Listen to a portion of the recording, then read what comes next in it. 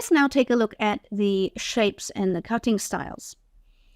Typically, we try to get the maximum weight retention from the rough, and that's because a lot of gem material is costly. You know, it's valuable. It's difficult to mine sometimes, and the mining is it can be dangerous in many cases. And so, throughout history, people have always tried to retain that maximum weight. Nowadays, we realize with certain gemstones that you want to cut for beauty and not just to get the maximum from the weight. But if you look at the diamond as an example, and here we've got a very good example on the slide, that the diamond comes and it forms in the earth in the shape of an octahedron.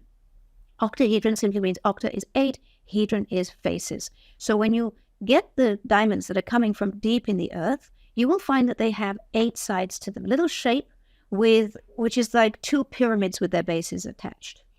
And in order to maximize the weight from these kind of shapes, then what we do, we can actually slice it and we can get 2 separate stones from one piece of rough.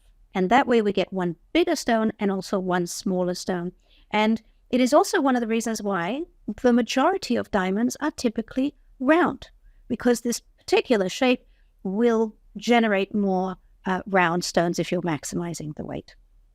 If we do get different shapes, you know, the fancy shapes, then those fancy shapes very frequently form from distorted rough more than from the octahedrons.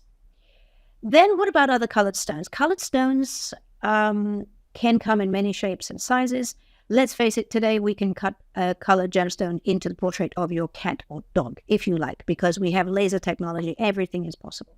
But in general, many of the crystals grow in different forms and different formats, and therefore, when they grow longer, we tend to see the other shapes, typically like the ovals or the navettes, pear shapes, etc. So that's the main difference, is why we see a lot more rounds for diamonds, and we do see a lot more variety with colored stones.